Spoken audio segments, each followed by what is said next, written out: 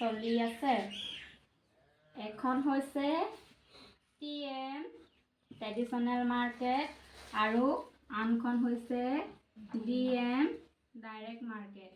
এতিয়া TM traditional market কাক কোৱা হয়? যোনখন আজু ককাৰ দিনৰ পৰা চলি অহা এখন আমাৰ পুৰণি ধৰণৰ বজাৰ হয়। তাত কি হয়, আমি অতদিনে বজাৰ কৰি খাই আছোঁ। তাত আমি কি হয়, টকা দিলে অকল আমি বস্তু পাওঁ। টকা দিলে প্ৰডাক্ট পাওঁ প্লাছ আৰু কিবা পায় নেকি? একোতো নাপায়ে আৰু ভৱিষ্যতেও নাপায়। এই নতুন যুগৰ পৰিৱৰ্তন লগে লগে DM ডাইৰেক্ট চেলিং মাৰ্কেটত কি হয়, টকা দিলে প্ৰডাক্ট পায় প্লাছ এটা ইণ্টাৰেষ্টিং ভাল ইনকাম পাব আৰু লগতে বিজনেছ কৰাৰো সুবিধা আছে। এতিয়া TM traditional market, DM direct selling market, এই দুইখন যদি মাৰ্কেট জনা শুনা ব্যক্তি এজনে যদি বুজি পায়, তেতিয়া সেই ব্যক্তিজনে কোনখন মাৰ্কেটত বজাৰ কৰি ভাল পাব?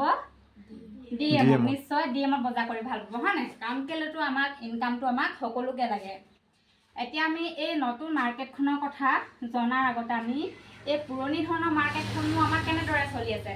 আমিতো এতিয়া প্ৰায় মানুহে আমি পুৰণি ধৰণৰ বজাৰখনতে বজাৰ কৰি খাই আছোঁ, নহয় জানো? এতিয়া আমি এই পুৰণি ধৰণৰ বস্তু এটা প্ৰয়োজন হ'লে মানে আমি ক'ত যাওঁ? ৰিটেইলাৰ ওচৰত যাওঁ। ৰিটেইলাৰ কাক কয়? আমাৰ যোনখন মানে ওচৰে পাজৰে চলি থকা আমাৰ এখন খুচুৰা দোকান। এই দোকানখনলৈ যোৱা মাত্ৰকে এটা আমাৰ ধুনীয়া ধুনীয়া নাম থাকিও আমাক কি বুলি কয়? সেই দোকানীজনে কাষ্টমাৰ বুলি কয়। এতিয়া ৰিটেইলাৰ আৰু কাষ্টমাৰ মাজত চলি থকা মাৰ্কেটখন এই ডাইৰেক্ট মাৰ্কেটে মূল বুলি কৈছে। কিয়নো মূল হ'বই। এই ৰিটেইলাৰজনে ঘৰত বস্তু বনায় নেকি? কেতিয়াও নবনায়। ক'ৰ পৰা আনে? প্ৰয়োজন হ'লে মানে হ'লচেলাৰ পৰা আনে। এই হ'লচেলাৰজনো বস্তু এটা প্ৰয়োজন হ'লে ক'ৰ পৰা আনে? ডিষ্ট্ৰিবিউটৰৰ পৰা আনে। ডিষ্ট্ৰিবিউটৰেও ঘৰত বস্তু নবনায়। ক'ৰ পৰা আনে? CF এজেঞ্চিৰ পৰা আনে। CF এজেঞ্চিও ঘৰত বস্তু নবনায়। ক'ৰ পৰা আনে? মেনুফেকচাৰৰ পৰা। এতিয়া কোম্পানী আৰু CF এজেঞ্চিৰ মাজত এটা গুৰুত্বপূৰ্ণ ডিপাৰ্টমেণ্ট আছে, যাক কোৱা হয় এড এজেঞ্চি।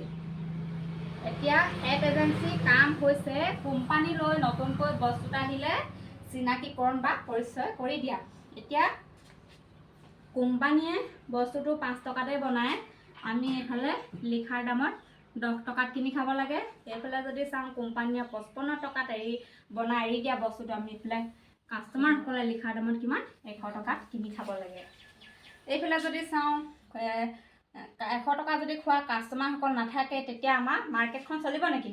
নচলে। এইফালে যদি চাওঁ কোম্পানীত যদি বনোৱা মানুহজনেই নাথাকে, তেতিয়াও আমাৰ বজাৰখন চলিব নেকি? কেতিয়াও নচলে। এতিয়া আমাৰ গুৰুত্বপূৰ্ণ কোন হৈছে? কোম্পানী আৰু এইফালে কাষ্টমাৰ। এতিয়া কোম্পানী আৰু কাষ্টমাৰ। এতিয়া কোম্পানী আৰু কাষ্টমাৰ এই দুইজন ব্যক্তিয়ে যদি গুৰুত্বপূৰ্ণ হয়, এই দুজন ব্যক্তি থাকিলে যদি আমাৰ বজাৰখন ভালকৈ চলে, তেতিয়া কি হয়, আমাৰ এই এড এজেঞ্চিৰ পৰা ৰিটেইলাৰলৈকে নাথাকিলেও আমাৰ বজাৰখন ধুনীয়াকৈ চলিব। কেনেকৈ চলিব? এইফালে কোম্পানীয়ে বনাই আগবঢ়াই দিব আৰু কাষ্টমাৰে অলপ আগবাঢ়ি লোৱা মাৰ্কেটখনকে DM মাৰ্কেট বা RCM মাৰ্কেট বুলি কোৱা হয়। এতিয়া আমি অতদিনে ক'ত বজাৰ কৰি খাই আছিলোঁ? ৰিটেইলাৰত খাইছিলোঁ। এতিয়া এই ৰিটেইলাৰখন বাদ কৰি পেলাই আমি এই কাষ্টমাৰসকলে চিষ্টেমক যদি বিশ্বাস কৰি পেলাই আমি RCMত বজাৰ কৰি খাওঁ,